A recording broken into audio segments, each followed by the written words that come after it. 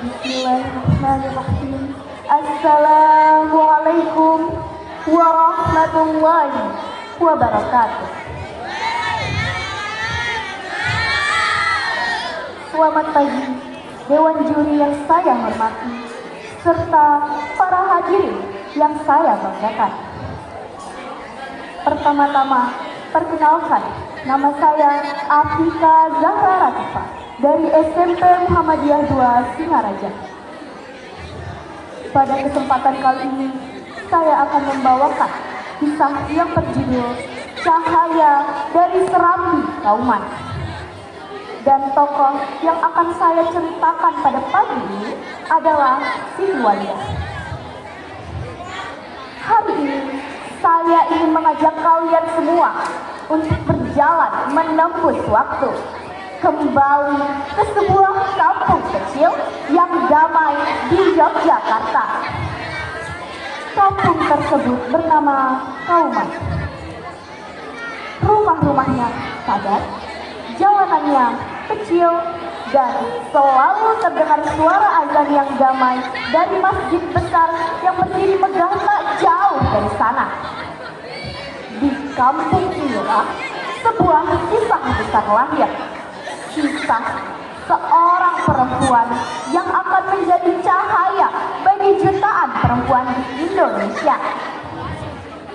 Perempuan tersebut bernama Siti Walidah, atau yang biasa kita kenal sebagai Nyai Walidah. Walidah kecil tumbuh menjadi sebagai putri salah satu seorang Kiai Fadil. Ia sering duduk di samping ayahnya, memperhatikan bagaimana ayahnya mengajar mengaji. Matanya selalu berbinar tiap kali mendengar lantunan ayat suci Al-Quran. Namun, ada satu hal yang mengganjal di hati Walidah. Ia memperhatikan bahwa perempuan-perempuan di Kauman, banyak dari mereka tidak bisa mengaji, bahkan membaca doa-doa sederhana sekalipun.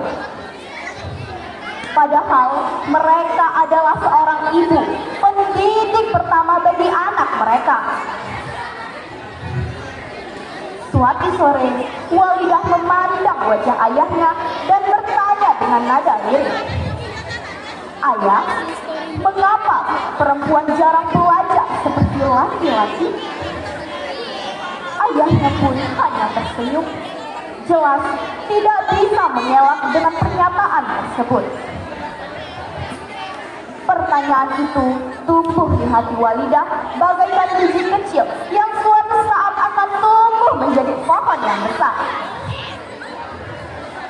Waktu berlalu, Walidah beranjak dewasa, dan suatu hari ia menikah dengan seorang pemuda yang berpikiran maju dan penuh semangat perubahan. Pemuda itu bernama Ahmad Dahlan. Ahmad Dahlan sering berkata kepada istrinya, "Walidah, perempuan harus berilmu. Jika perempuan berilmu, maka seluruh keluarga akan bahagia."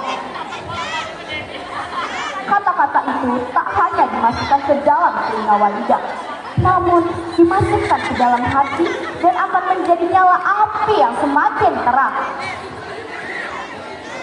Pada masa itu, perempuan dianggap hanya cukup tinggal di rumah saja. Bahkan, untuk belajar agama pun tidak. Namun, Nyai Walidah tidak setuju dengan pernyataan tersebut. Dengan keberaniannya yang lembut, ia mengumpulkan perempuan-perempuan di Kauman.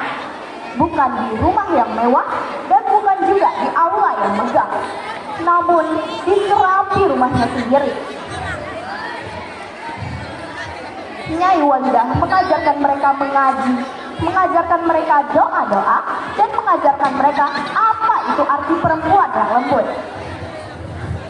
Suara beliau begitu lembut, namun penuh keyakinan. Lalu, pada tahun 1917, dari serambi Kauman yang tampak sederhana itu, lahirlah sebuah gerakan perempuan yang luar biasa, yakni Aisyah. Nama itu diambil dari salah satu seorang perempuan yang cerdas pada zaman Rasulullah SAW, yakni Aisyah radhiyallahu anha. Lewat Aisyah, Siti Walidah mengajarkan bahwa perempuan dapat ilmu. Perjuangan itu jelas tidak mudah. Banyak yang mencibir, meremehkan, bahkan menentangnya. Perempuan belajar untuk apa? Namun, Nyai Walidah hanya tersenyum dan menjawab, perempuan yang berilmu akan melahirkan generasi yang berilmu. Perjalanan hidup itu tidak selalu mulus. Ketika suaminya, Kiai Haji Ahmad Dahlan, wafat, hati Nyai Walidah terasa hancur. Tetapi ia tidak tenggelam dalam kesedihan. Ia justru berdiri tegak, bahkan lebih tegak dari sebelumnya.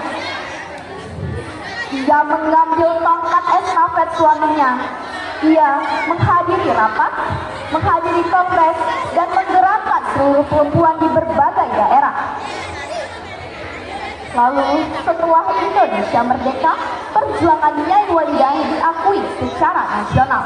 Ia dianugerahi gelar pahlawan nasional. Namun jika beliau masih hidup, beliau akan berkata, aku bukanlah pahlawan. Aku adalah seorang wanita yang ingin melihat wanita lain berjaya.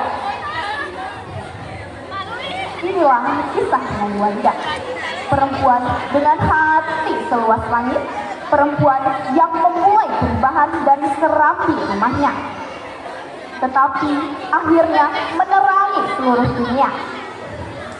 Dari kisah beliau, kita belajar bahwa perempuan punya kekuatan untuk mengubah dunia. Perempuan, pendidikan adalah cahaya yang tidak boleh padam. Dan setiap langkah kecil yang dilakukan dengan ikhlas bisa menjadi gelombang besar bagi bangsa. Sekian cerita yang bisa saya sampaikan.